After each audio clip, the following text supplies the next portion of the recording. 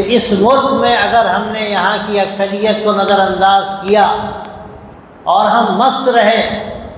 اپنے مدرسوں میں، اپنی تحریکوں میں، اپنے دینی کاموں میں، اپنے اداروں میں، اور ہم نے بالکل نہیں سوچا کہ جو طوفان اس وقت تیاری میں ہے اور وہ جلد آنے والا ہے، اس طوفان کو روکنے کے لیے اگر ہم نے تیاری نہ کی تو بہت دیر تک اپنے قلعوں میں ہم محصور ہو کر نہیں رہ سکیں۔ موجودہ حالات میں جو اس وقت بگڑتے جا رہے ہیں ہمارے سامنے وہ ساری چیزیں ہیں۔ ان حالات میں سمجھتا ہوں کہ آپ تمام حضرات کے لیے اور ہم سب کے لیے آگاہی کا وقت ہے، اور ایسا وقت ہے آگاہی کا کہ اس وقت خدا نخواستہ اگر ہمارے اندر بیداری پیدا نہ ہوئی اور ہم نے ان حالات کے لیے کوئی تریاق تلاش نہ کیا تو شاید پھر آگے ہمارے لیے راستے مسدود ہو جائیں گے، اور تاریخ سے وہ سارے حقائق ہمارے سامنے آتے ہیں۔ موجودہ حالات کے لیے ہمارے سامنے حل کیا ہے، اور یہ زہر جو دماغوں میں پھیلایا جا رہا ہے، بویا جا رہا ہے، اس کا تریاق کیا ہے؟ اللہ کا بہت بڑا فضل، اس کا احسان ہے کہ ہمیں اس کے لیے بہت زیادہ سر جوڑ کر اس کی بنیادوں کو تلاش کرنے کی ضرورت نہیں۔ یہ بنیادیں ہمارے بڑوں نے ہمارے لیے فراہم کر دی، اور اس وقت انہوں نے وہ بیج ڈالے اور بنیادیں فراہم کی جس وقت شاید ذہن و دماغ اس کو سننے کے لیے بھی پوری طرح تیار نہیں تھے۔ اس وقت کے حالات مختلف تھے، آج کے حالات مختلف، لیکن اب جو ہونے والا تھا دیکھنے والوں نے اس وقت ان چیزوں کو محسوس کیا، اور یہ ایمانی فراست ہے۔ حدیث میں بھی اس کا تذکرہ ہے کہ المؤمن ینظر بنور اللہ، اگر صحیح مومن ہے تو اللہ کے نور کے ساتھ دیکھتا ہے۔ اللہ تبارک و تعالیٰ اس کے دل پر وہ حقائق منکشف فرماتے ہیں، اللہ کی طرف سے دل و دماغ میں وہ باتیں ڈالی جاتی ہیں اگر اللہ تعالیٰ خیر چاہتا ہے۔ تو آج سے بہت پہلے آزادی کے معاً بعد، تقسیم کے معاً بعد، اپنے وقت کے اللہ کے برگزیدہ بندے اور بڑے صاحب فکر و صاحب بصیرت عالم، جن کو اللہ تبارک و تعالیٰ نے خاص ایک روشنی عطا فرمائی تھی کہ وہ تاریخ کا مطالعہ کرتے تھے، لیکن اس کی روشنی میں بہت آگے تک سوچتے تھے۔ اور مولانا نے حضرت معالی میاں صاحب رحمۃ اللہ علیہ نے درجنوں مرتبہ یہ بات کہی ہے کہ میں آپ سے صاف کہتا ہوں، اور جو کہتا ہوں میں یہ نہیں کہتا کہ میں صاحب کشف ہوں، لیکن میں کہتا ہوں کہ میری نگاہیں دیکھ رہی ہیں، اور کہتے تھے میں تاریخ کی روشنی میں کہتا ہوں جو ہونے والا ہے۔ اور مولانا نے نہ جانے کتنے ملکوں میں یہ آواز لگائی اور ملک والوں کو ڈرایا، اس تفصیل میں جانا نہیں چاہتا، لیکن اسی صاحب بصیرت عالم نے آج سے 70 سال پہلے ہمیں بھی آگاہ کیا تھا کہ اس ملک میں اگر ہم نے یہاں کی اکثریت کو نظر انداز کیا اور ہم مست رہے اپنے مدرسوں میں، اپنی تحریکوں میں، اپنے دینی کاموں میں، اپنے اداروں میں، اور ہم نے بالکل نہیں سوچا کہ جو طوفان اس وقت تیاری میں ہے اور وہ جلد آنے والا ہے، اس طوفان کو روکنے کے لیے اگر ہم نے تیاری نہ کی تو بہت دیر تک اپنے قلعوں میں ہم محصور ہو کر نہیں رہ سکیں گے۔ وہ طوفان جب بڑھے گا تو ہم کیسے ہی مضبوط قلعے بنا لیں اور کتنی اونچے فصیلیں اس کی ہم تعمیر کر لیں، لیکن بہت دن تک اپنے آپ کو بچا نہ سکیں گے۔ وہ زمانہ تھا جب اس طوفان کی آہٹ محسوس کرنے والے بہت کم، کیا شاید ایک آدھ دو لوگ رہے ہوں تو رہے ہوں، انگلیوں میں گنے جائیں۔ اکثر لوگ کہتے تھے کہ یہ جیسے طوفان نوح کے وقت حضرت نوح علیہ السلام کشتی بنا رہے تھے اتنی طویل و عریض، اور لوگ کہتے تھے ان کو ہوا کیا ہے، ان کو ہوا کیا ہے، ان کا دماغ خراب ہو گیا، یہ کس خشکی میں کشتی چلائیں گے۔ لیکن پھر دیکھا زمانے نے، طوفان جب آیا اور نہ کوئی در بچا، نہ کوئی گھر بچا، نہ کوئی سڑک بچی، نہ کوئی راستہ بچا، پھر لوگوں کو اندازہ ہوا کہ کشتی کیوں بنائی جا رہی ہے۔ اللہ کے یہ اولیاء، اللہ کے خاص بندے، حقیقت میں جو وارثین انبیاء ہوتے ہیں، اللہ تعالیٰ ان کو وہی بصیرت دیتا ہے۔ مولانا اس وقت جب پیام انسانیت کی بات کرتے تھے تو لوگ ہنستے تھے کہ مولانا کو ہوا کیا ہے، چائے پلائیں گے، کھانا کھلائیں گے، فلاں کریں گے، بیکار کی بات ہے۔ یہ انسانی وحدت کیا چیز ہے؟ بس مسلمان ہیں، ہمیں کوشش کرنی چاہیے، آگے بڑھنا چاہیے۔ لیکن حضرت مولانا محسوس کرتے تھے کہ یہاں کی آبادی کو اگر ہم نے نظر انداز کیا تو اس کا جو نتیجہ ہے وہ نتیجہ بہت ہی بھیانک ہمارے سامنے آئے گا۔ اور مولانا کے سامنے اسپین کی تاریخ تھی، مولانا کے سامنے اور بہت سارے ایسے ملک ہیں جن کی تاریخ حضرت مولانا نے بہت گہرائی کے ساتھ پڑھی تھی۔ اس کی روشنی میں مولانا سمجھتے تھے کہ یہاں بھی اگر ہم نے یہ کام نہ کیا تو ہم خطرے میں پڑ جائیں گے۔ میں نے کل بھی ایک واقعہ نقل کیا تھا،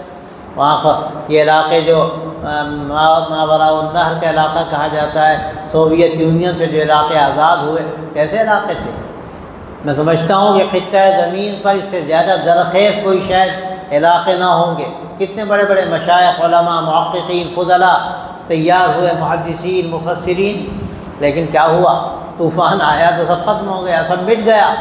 اذانیں بند ہو گئیں، نمازوں پر پابندی لگ گئی، برقع پہننے والوں کو آگ میں ڈالا جانے لگا۔ محسوس کیا لوگوں نے، اس میں ہم سے کوتاہی ہوئی، ہم نے یہاں کی آبادی کو نظر انداز کیا جس کا ہم کو یہ خمیازہ بھگتنا پڑ رہا ہے۔ آج ہم جس ملک میں ہیں یہاں بھی تقریباً یہی صورتحال ہے۔ ہماری آبادی جو سرکاری رپورٹیں ہیں ان کے مطابق 18% ہے، 17% ہے، ہم کہتے ہیں ہم 20% ہے، 25% ہے، جو بھی ہو، لیکن ظاہر ہم اقلیت میں، ہم اکثریت میں نہیں۔ اور افسوس کی بات یہ ہے کہ اقلیت میں ہونے کے باوجود ہماری جو غفلت ہے وہ غفلت آخری حد تک پہنچ رہی ہے۔ میں اس وقت آپ حضرات کے سامنے صرف یہ کہنے آیا ہوں کہ اب ہمارے سامنے جو وقت بچا ہے وہ وقت بہت کم ہے۔ اب وہ خواہ ہمارے سمجھ میں آوے یا نہ آوے، لیکن اب یہ وقت ایسا ہے کہ اگر آج ہم اس کام کے لیے کھڑے نہ ہوئے اور آج ہمارے اندر خدا نخواستہ بیداری پیدا نہ ہوئی تو نہ ان دکانوں کا کوئی ان کی ضمانت ہے، نہ کسی کاروبار کی ضمانت ہے، نہ مسجدوں کی ضمانت ہے۔ اور آپ دیکھ رہے ہیں جو کچھ ہو رہا ہے مختلف صوبوں میں، یہ طوفان تیزی کے ساتھ آگے بڑھ رہا ہے، اور آپ سمجھتے ہیں کہ فلاں صوبے میں ہو رہا ہے، ماشاءاللہ ہمارا صوبہ بہت خیر و عافیت کے ساتھ ہے۔ آپ ماشاءاللہ اس صوبے میں رہتے ہیں، یہ آندھرا کا صوبہ بہت غنیمت ہے، یہاں پر الحمدللہ جو امن و امان ہے، سکون ہے، ابھی غنیمت ہے۔ جو حکومتیں ہیں، جو کچھ ہے، وہ بہت آپ کے لیے گویا کہ لگتا ہے ایک سکون کی چیز، لیکن یاد رکھیے یہ سکون انتہائی خطرناک ہے، یہی سکون خطرے کی گھنٹی۔ اس سکون کو اگر ہم نے یہ سمجھا کہ آگے سب ماشاءاللہ خیریت ہے تو یہ خیریت کیا ہے اس کے بارے میں کوئی ضمانت نہیں لی جا سکتی۔ انی اراکم بخیر و انی اخاف علیکم عذاب یوم عظیم کہا گیا، اور حضرت مولانا نے یہ بات شام میں جا کر کہی تھی۔ سیریا جس کو آج کہتے ہیں، وہ متحدہ ملک تھا، بڑا ملک تھا، مولانا نے وہاں یہ بات کہی، سرسبزی دی، شادابی تھی اور خیر و برکت نظر آتی تھی، بڑے بڑے کارخانے تھے، دولت تھی، فراوانی تھی۔ مولانا نے کہا انی اراکم بخیر و انی اخاف علیکم عذاب یوم عظیم۔ ہمیں آج تو بہت اچھی حالت میں آپ نظر آتے ہیں، لیکن آپ پر ہمیں بہت برے دن کا ڈر ہے، بہت برے دن کا ڈر ہے، اور وہ دن نہیں گزرے، بہت جلد وہ دن آ گیا۔ اور پھر ایسا پانی پھرا، خود حضرت مولانا کہتے ہیں کہ اس کے 2 سال کے بعد ہم گئے تو لگتا تھا کہ جیسے جھاڑو پھیر دی گئی، وہ سرسبزی اور شادابی والا ملک، چہروں پر شادابی، لگتا تھا کہ چہروں پر زردی آ گئی اور ملک پر جھاڑو پھر گئی۔